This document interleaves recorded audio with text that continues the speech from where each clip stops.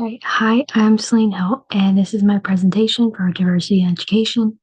My topic is academic effects in single parent households. So going into it, this is my outline. I've got my research summaries, my video, evidence, critical analysis, images and videos, and then my concept map. Going into the research summaries, I've got 5 different articles that all state the academic effects and behavioral effects also of students living in single parent households compared to living in both parent households. So such things could be academic effects based off of students living in single parent households due to behavioral problems due to having a father figure that's gone, or academic gap being in between, mostly seen in girls, mostly in math, which is a kind of interesting concept, and then a lack of supervision and which stems to the behavioral issues as well. Okay, going into the video, this is my video that I made. We did it earlier.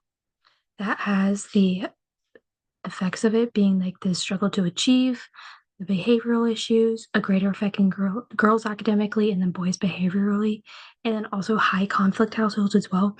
Because if you think about it, it's not just single parent households, because you can live in a single parent household and have low conflict, but it would just be as hurtful as living in a two parent household that has high conflict. And then this is the evidence that I made. The first picture represents behavioral issues. It's about a boy who's kicking a ball at a girl, which goes to my research as a lack of supervision, which increases due to in boys with a lack of a father figure in most cases. The second image represents the academic gap. Students living in single parent households, most of the time parents are at work. They don't have much time to help or they don't have enough money to help and support their child with academics compared to a student living in both parent households. And then my last picture is a picture with a split house. On one side, you have a student who has a single parent and he is not wanting to do his homework. He's being able to watch TV all day, play video games, and he's not getting that academic structure at home that he needs, compared to the other side of the house where he really likes homework. He is thriving, he wants to do more, and he's spending time with his parents too, which is very important. And then going into my critical analysis, this just overall experience of researching this has really opened my eyes, at least. So there's a critical analysis that I've been going over.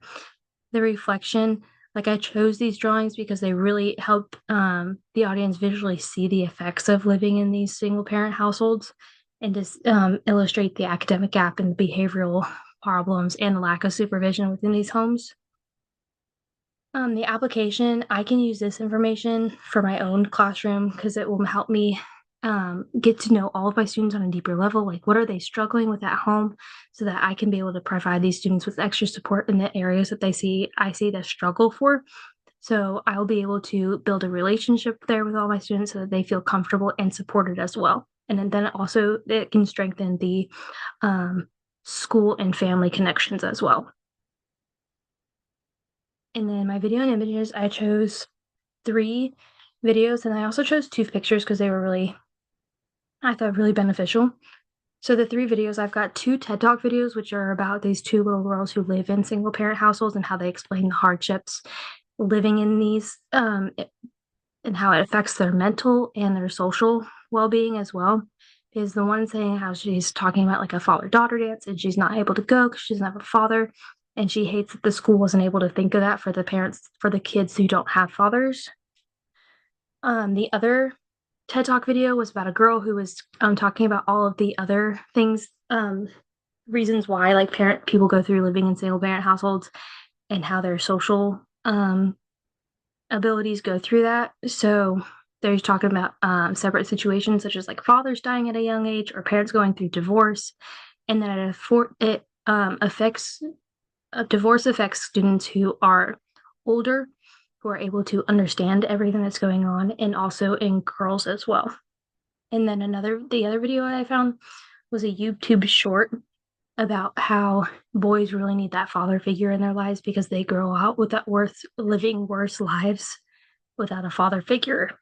And then the two pictures I found, I think this one represents how I can reflect my own teaching based on this topic, because I realized that after working with divorced families, that both parents don't communicate with each other, which is important. So I need to be the one that communicates with them and trying to help them communicate with each other to help support their child.